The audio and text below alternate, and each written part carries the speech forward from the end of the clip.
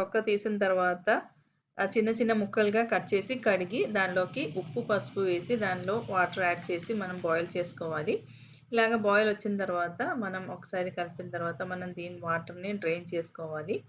Drain చేసిన తర్వాత మనం దీనిలోకి కొన్ని పేస్ట్ యాడ్ చేసుకోవాలి. దానికి కొబ్బరి, అలాగే జీలకర్ర, వెల్లుల్లిపాయలు, పచ్చిమిర్చి ఇదన్నీ వేసి మనం ఇది కచ్చా పచ్చాగా మనం గ్రైండ్ చేసుకోవాలి. ఇది మనం ఇప్పుడు కరపండ్లం తో పాటు మనం మిక్స్ చేసుకోవాలి. బాగా స్మాష్ చేయాలి.